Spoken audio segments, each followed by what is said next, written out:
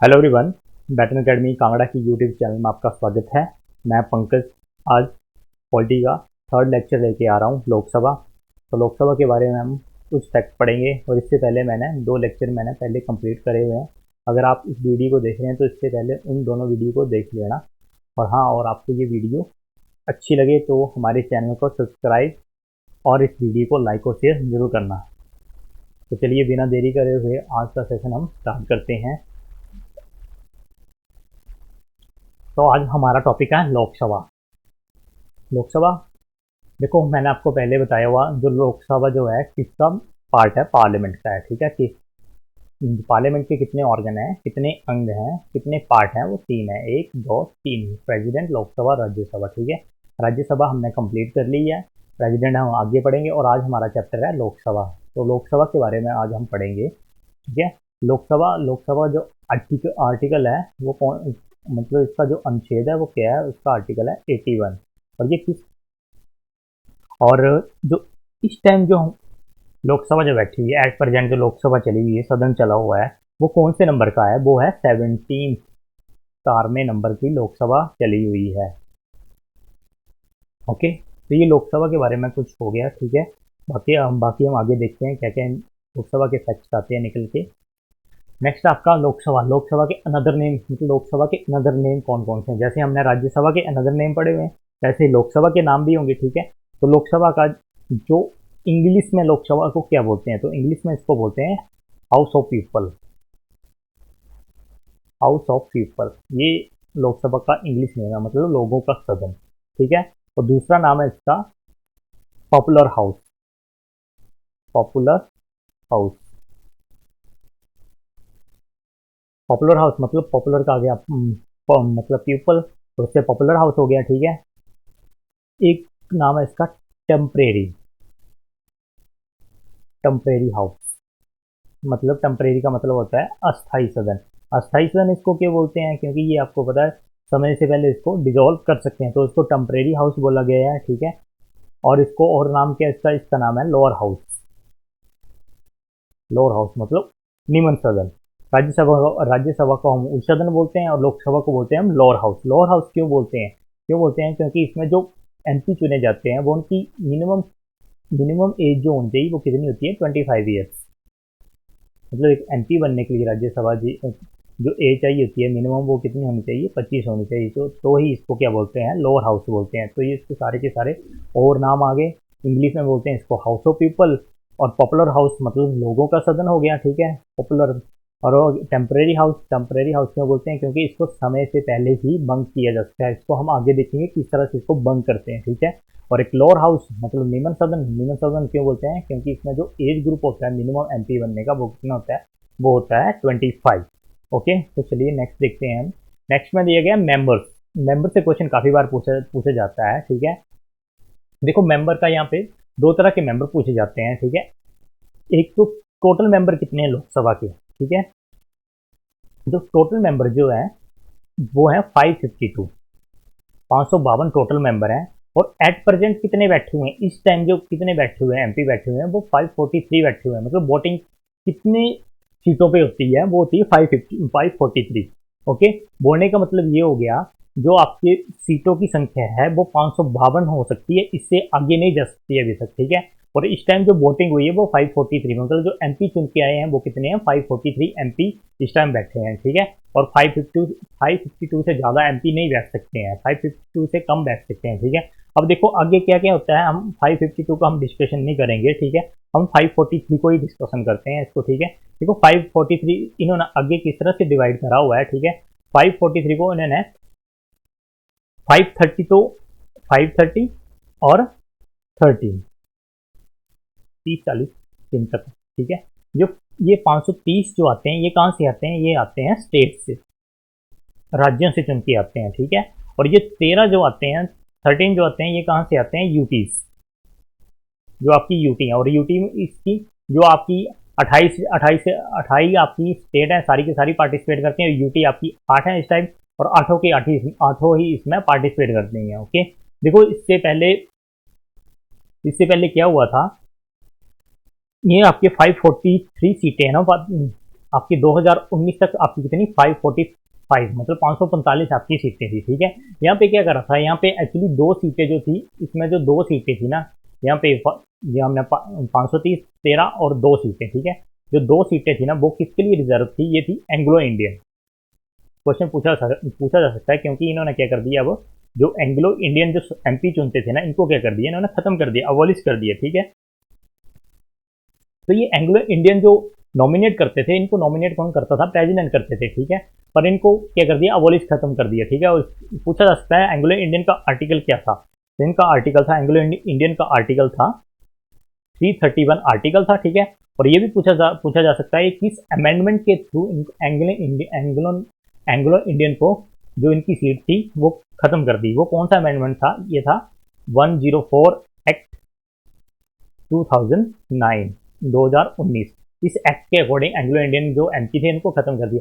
अब देखो ये एंग्लो इंडियन कौन होते थे, एंग्लो इंडियन वो थे मतलब यूरोपियन भारतीय। ठीक है, जब हमारा देश आज़ाद हुआ था, ठीक है, 1947 में हमारा देश आज़ाद हुआ था। ठीक है, तो कुछ यहाँ पे आपको पता है हमारे देश में सभी थे, आपके डच लोग थे, पुर्तगीज थे, ठीक है, इंग्लिश थे, मतलब सारे थे, फ्रेंच थे। ठीक है, तो कुछ तो आपकी कंट्री से चले गए और कुछ ने यहीं पे शादियाँ करी। ठीक है, मतलब यहीं बस गए। ठीक है, तो फिर उनकी आगे फैमिलीज हुई। ठीक है, तो उनको रिप्रेजेंटेशन करने के लिए कोई ना कोई पर्सन चाहिए होता था। ठीक है, तो उन्हीं में से ही आपके कौन से पर्सन चुन के आते थे, यही चुन के आते थे एंग्लो इंडियन, इनमें से 2 मेंबर बनते थे। पर अब क्या हुआ, अब बोलते हैं कि ये सारे के सारे मतलब हम इंडियंस में ही मिल गए हैं, तो ही इस मतलब इस 2 जो सीटें रिजर्व रखी थी एंग्लो इंडियन की, इनको क्या कर दिया, खत्म कर दिया। ये एक्ट इंपॉर्टेंट है, 104 एक्ट और 2019 के अकॉर्डिंग एंग्लो इंडियन को कर दिया हमने अबॉलिश, खत्म कर दिया। और आर्टिकल इनका क्या था, एंग्लो इंडियन का 331। ठीक है, तो ये हो गया एंग्लो इंडियन के कारण। ठीक है, पर इनको खत्म कर दिया, तो अब सीटें कितनी बनी, एट प्रेजेंट कितनी 543 सीटें रह गई हैं, जो 530 जो है स्टेट से चुन के आते हैं एमपी, और जो 13 आते हैं यूटी, और यूटी इसमें सारी की सारी पार्टिसिपेट करती हैं। जैसे हमने राज्यसभा में डिस्कशन करी थी, राज्यसभा में ओनली आपकी 2 यूटीज ही पार्टिसिपेट करती हैं। ठीक है, ये मैंने बताया हुआ, इसको आप राज्यसभा में देख सकते हैं। ठीक है, अब देखो, अब हमने यहाँ डिस्कशन करा। ठीक है, हम लोकसभा देखो, लोकसभा जो इसका जो गठन हुआ था, बनी कब थी लोकसभा, जो बनी थी ये कब बनी थी, ये बनी थी 17 अप्रैल 1952, 17 अप्रैल 1952 को लोकसभा बनी थी। ठीक है, और जो इसकी जो फर्स्ट मीटिंग जो हुई थी, ये कब हुई थी, फर्स्ट मीटिंग लोकसभा की फर्स्ट मीटिंग हुई थी, ये कब हुई थी, 13 मई 1952, 13 मई 1952 को। ठीक है, जब हमारी लोकसभा का गठन जो हुआ था, ठीक है, हम मेंबर की बात कर रहे हैं तो मेंबर देख लेते हैं। जब हमारी लोकसभा बनी थी, कब बनी थी, 17 अप्रैल 1952 को। ठीक है, तो तब मेंबर्स कितने थे, मतलब एमपी कितने चुने जाते थे, तब 489 एमपी चुने जाते थे मेंबर, ये एमपी थे। ठीक है, तब इतने मेंबर चुने जाते थे। ठीक है, मेंबर्स, पर फिर अब देखो अब कितने हो गए हैं, अब हो गए हैं 543। तो 543 किस तरह से होते हैं, ठीक है, हम आप देखो कुछ भी संविधान में चेंज करना है, ठीक है, ये जैसे आपका मान लो ये एक्स वाई जेड कुछ भी लिखा है, इसको क्या कर रहे हैं हम संविधान में चेंज कर रहे हैं, तो क्या होता है, एक अमेंडमेंट होता है, मतलब संशोधन होता है, हम कुछ क्या कर रहे हैं, चेंज कर रहे हैं। ठीक है, तो यहाँ आपकी 549 से हम लास्ट वाली सीटें देखेंगे। ठीक है, यहाँ कुछ होगा, फिर यहाँ कुछ सीटें चेंज होंगी। ठीक है, जो लास्ट सीटें जो चेंज हुई थी वो कितनी थी, 520 से कितनी सीटें हुई थी, 545 हुई थी। ठीक है, अब अभी 543 है। ठीक है, 543 जो सीटें थी ये कब हुई थी, आपको ये अमेंडमेंट याद रखना है कि ये अमेंडमेंट कब हुआ था। तो ये अमेंडमेंट हुआ था, ये हुआ था 31st अमेंडमेंट 1973 अमेंडमेंट। ठीक है, तब आपकी सीटें 525 से 545 कर दी गई थी। ठीक है, ये अमेंडमेंट याद रखना है, 31st अमेंडमेंट 1973 के अकॉर्डिंग हमने क्या सीटें ये चेंज कर दी थी। ठीक है, अब ओके, लग गया ना पता मेंबर्स के बारे में। ठीक है, ये सारे के सारा मेंबर मैंने डिस्कशन कर दिया। ठीक है, कितने मेंबर हैं कितने नहीं है। अब हम नेक्स्ट देखते हैं, नेक्स्ट में क्या लिखा गया है। नेक्स्ट में लिखा गया क्वालिफिकेशन, योग्यता क्या क्या होती है, एक लोकसभा एमपी बनने के लिए क्या क्या योग्यताएं होनी चाहिए। ठीक है, सबसे पहले तो योग्यताएं सेम रहेंगी राज्यसभा और लोकसभा की, क्या होना चाहिए, ही या सी कुछ भी है, सिटीजन ऑफ इंडिया होने चाहिए। ठीक है, इंसॉल्वेंट नहीं होना चाहिए, बैंक करप्ट नहीं होना चाहिए, और ऑफिस ऑफ प्रॉफिट होल्ड ना करता होना चाहिए। ठीक है, और इसमें एक चेंजेस है मेन जो है वो कौन सी है, जो राज्यसभा की जो एज होती थी वो कितनी होती थी, वो 30 होती थी, और जो लोकसभा की वो कितनी है, 25 है। लोकसभा का एमपी बनने के लिए 25 होती है और राज्यसभा का एमपी बनने के लिए 30 होती है। ये मेन इंपॉर्टेंट है क्वालिफिकेशन, ठीक है। तो देख लेना, qualify age the member of Lok Sabha is 25 year, citizen of India. ये सारी की सारी दिखना, ये सारी की सारी क्या है, लोकसभा की क्वालिफिकेशन है। ओके, चलो नेक्स्ट देखते हैं। अब हम नेक्स्ट दिया गया है टर्म। टर्म मतलब उनका जो कार्यकाल। देखो टर्म, वैसे तो लोकसभा का टर्म कितना है, जो टर्म लेके चलते हैं वो कितना होता है, 5 ईयर, 5 साल, ठीक है। पर 5 साल से बोलने का मतलब ये हो गया, देखो टर्म उनके 5 साल होता है वैसे, पर इसको दो तरह से इसको हम डिस्कशन करते हैं, दो तरह से। किस तरह, कभी कभार समय से पहले ही डिसॉल्व हो सकता है, समय से पहले ही लोकसभा आपकी क्या हो सकती है, जिसको हम हिंदी में बोलते हैं भंग हो सकती है, ठीक है। या फिर लोकसभा का टाइम आपका बढ़ भी सकता है, इंक्रीज भी हो सकता है टाइम, 1 साल इंक्रीज हो गया, 2 साल हो गया, ठीक है। तो देखो डिजोल्व, डिजोल्व किस तरह से हो सकती है, ठीक है। डिजोल्व किस तरह से होती है, जब आपके प्राइम मिनिस्टर और उसके जो काउंसिल ऑफ मिनिस्टर, मंत्री परिषद है, ठीक है, जो अपनी क्या, जो मेजोरिटी शो ना कर पाए, मतलब नो कॉन्फिडेंस मोशन जो पास हो जाए, तब क्या हो जाता है, हम इनको आगे डिस्कशन करेंगे हम डिटेल में, नो कॉन्फिडेंस मोशन वगैरह। बस आपको इतना होना चाहिए, 5 साल से पहले कब डिसॉल्व हो सकती है, जब आपके जो प्राइम मिनिस्टर है और जो उसका मंत्री परिषद है, जो मेजोरिटी शो ना कर पाए और नो कॉन्फिडेंस मोशन जो क्या हो जाए, पास हो जाए, ठीक है। तो तब क्या होती है, आपकी लोकसभा समय से पहले ही भंग हो सकती है, ठीक है। और आज तक हमारी जो लोकसभा कितने 8 टाइम्स क्या हो चुकी है, भंग हो चुकी है समय से पहले, ठीक है। अब दूसरी बात करें हमने, समय से मतलब 5 साल से टाइम क्या इंक्रीज भी हो सकता है, ठीक है। तो ये कब हो सकता है, 6 साल हो सकते हैं, 7 साल, ये कब हो सकते हैं, ये हो सकते हैं नेशनल इमरजेंसी के टाइम, ठीक है। नेशनल इमरजेंसी के टाइम आपके लोकसभा का टाइम क्या बढ़ सकता है, ठीक है। अब देखो नेशनल इमरजेंसी जो होती है, इसके बारे में हम देख लेते हैं। जो नेशनल इमरजेंसी है वो कब लगती है, आर्टिकल 352 के अकॉर्डिंग लगती है, ठीक है। आपकी 3 तरह के इमरजेंसी होती है, ये एक टॉपिक है इमरजेंसी का, इसको भी हम आगे एक डिटेल एक चैप्टर लेके आएंगे, पर थोड़ा सा देख लेते हैं हम, ठीक है। एक होती है आपकी एक्सटर्नल इमरजेंसी, दूसरी होती है वॉर, और एक होती है आर्म्ड रिविलियन, मतलब सैन्य विद्रोह, ठीक है। और जो और जो हमारे देश में जो लगी है नेशनल इमरजेंसी, ये तीनों टाइप से लगी हुई है, एक्सटर्नल एग्रेशन से भी लगी है, वॉर से भी लगी है, और आप सबसे लगी हुई है, हम सबसे लगी हुई है ये आर्म रिविलियन से भी लगी हुई है, ठीक है। देखो हमारा जो लोकसभा का टाइम जो बढ़ा हुआ है, ठीक है, ये कब बढ़ा हुआ है, ठीक है। ये लोकसभा का टाइम जो हमारा सिर्फ, लोकसभा का जो टाइम बढ़ा हुआ है, लोकसभा का टाइम जो बढ़ा हुआ है, सिर्फ एक टाइम बढ़ा है, वो कब बढ़ा हुआ है, 1975 में बढ़ा हुआ है, ठीक है। 1975 में बढ़ा हुआ है, तब उस टाइम जो पीएम थी कौन थी, इंदिरा गांधी, इंदिरा गांधी पीएम थी, ठीक है। और जो कब बढ़ा था, 1975। देखो एक बात इसमें मैं ऐसे क्लियर कर देता हूँ, ठीक है। मान लो ऐसे आपका टाइम, मतलब एक लोकसभा का टाइम चला हुआ, ठीक है। मान लो आपका टाइम चला हुआ 2000, आपकी 2019 से चली हुई है ना, ठीक है। 19, 20, 21, 22, 23, 24, ठीक है। 20, 21, 22, 23 और 24 में क्या हो जाएंगे, इलेक्शन हो जाएंगे, ठीक है।